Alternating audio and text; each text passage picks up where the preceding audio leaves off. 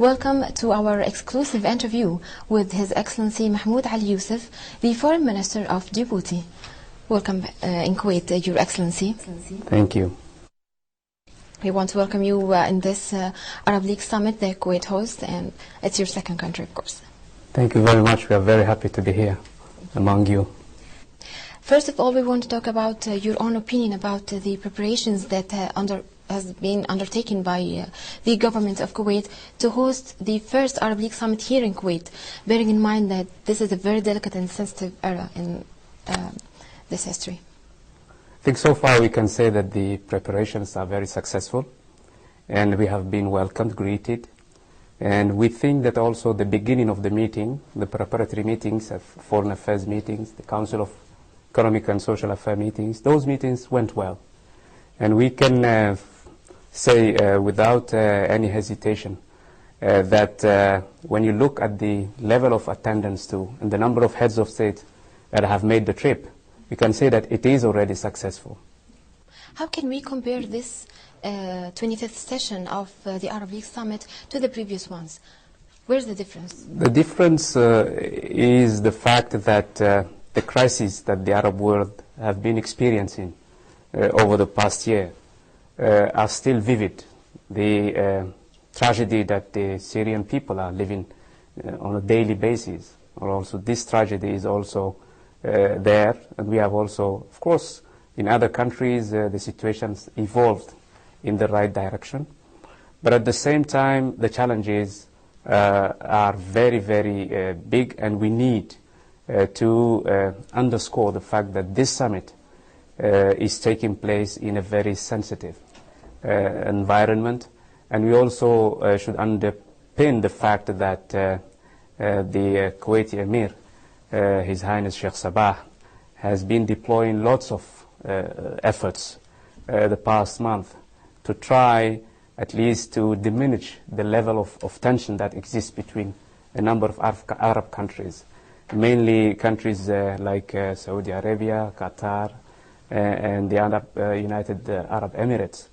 So we can say that these countries made the trip. Their leaders came to Kuwait, bearing in mind that this country is led by a man, and also to seek guidance from him. I think that is the main assessment that we can have, and we can say we can put in the actual situation. Talking about the agenda of this summit itself, what are the main topics or the main issues that Djibouti is going to focus on during the summit sessions? Of course, we have discussed the agenda at the foreign ministers level. And there are a number of critical issues like the crisis in Syria, the Palestinian cause, and also one of the main topics that we see as Djibouti as important as the others is the creation, at least the adoption of the Charter of the Arab Court for Human Rights. I think these are three main issues that are on the agenda and that will be submitted to the deliberations of the leaders. At the same time, we have also other crises, like in Somalia. Djibouti is a neighboring country to Somalia. So we have been also, we had the opportunity to raise a number of issues related to Somalia, because that country also lives a situation of instability for many years. And the African countries have sent troops there. Djibouti is a member of those countries that have sent troops to Somalia. And we are trying right now to stabilize Somalia. Of course, we have Lebanon also that is also a major source of concern for us, because what is going on in Syria has direct implications in the situation in Lebanon. And we have also countries like Egypt and Libya that are coming out of 2-3 years long crisis, and there is a political process going on. That political process in Tunisia, for instance, is in better shape. And we hope that these Arab countries, mainly those who are the most influential, can find their way to a more stable situation, because the stability of Egypt and other countries is very critical for the stability of other countries in the region. So we believe sincerely that the whole process of stabilization of those countries will be going on for some time. But at the same time, we also keep hope that this kind of gathering, this conference of heads of states and leaders of the Arab countries will at least try to work to find a kind of the light at the end of the tunnel, and so that the Arab peoples can, envisage or contemplate the future with more hopes and aspirations. In your own opinion, how can the Arab League represent all the Arab states, especially in this emerging issues or conflicts in the Arab states? I mean, the Arab League in itself needs to be revisited. Restructuring is most needed. The most criticism we hear from now on then is that the Arab League has become an empty shell, that it needs really to be revamped so that it can play its role as a pan-Arab organization that can be helpful to sort out a number of political crises or security issues.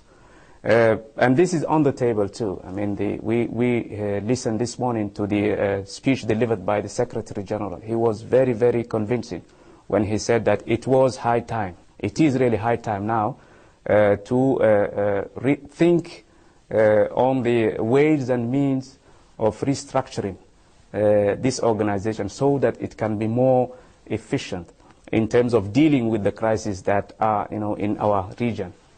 Can you please comment on the role of the government of Kuwait and His Highness the Emir Sheikh Sabah Al Ahmed Al Jaber Al Sabah in trying to bridging the gaps between the Arab states nowadays? We all know that he is one of the greatest diplomat. He has been serving as a foreign minister for more than 30 years. So he is known as the father of the Arab diplomacy. And Kuwait has always a very stable and wise policy in terms of neighborhood, in terms of trying to strengthen the capacity of the Council of Gulf countries. And now his role is most needed because we were thinking that the Gulf countries were the most stable ones that could give the example to the others. We have been faced with this small crisis inside those Gulf countries.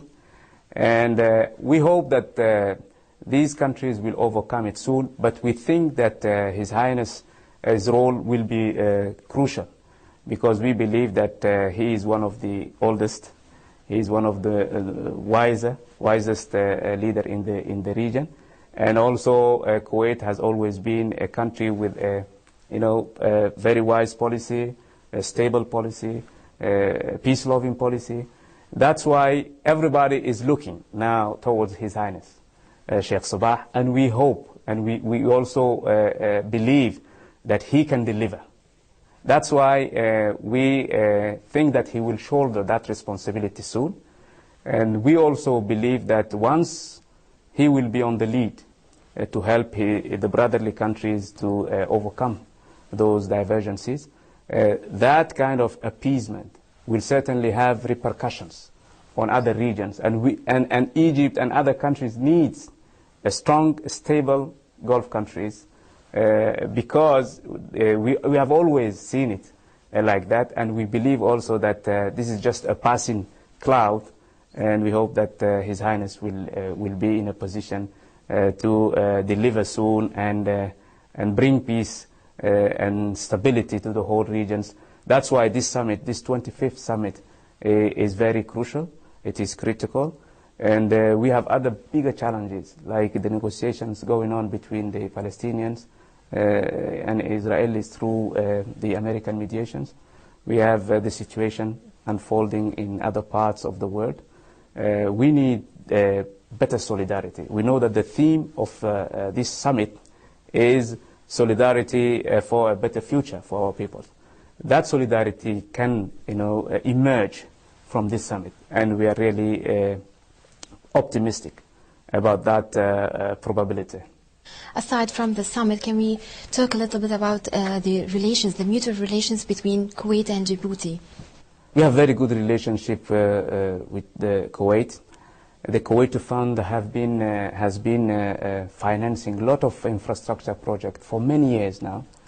We are still in a very good partnership. We are now trying to prepare a kind of investment forum between the Djiboutian business community and the Kuwaiti business community. And these relationship dates back to more than 30 years. So we are really very optimistic about that. And we hope that this kind of cooperation will continue between Kuwait and Djibouti. And we hope that we will have soon the honor to have the visit of His Highness. And also we need also to exchange those kind of visits. We have a very good relationship with the Kuwaiti Fund. So what I can say is that our assessment of that relationship is very positive.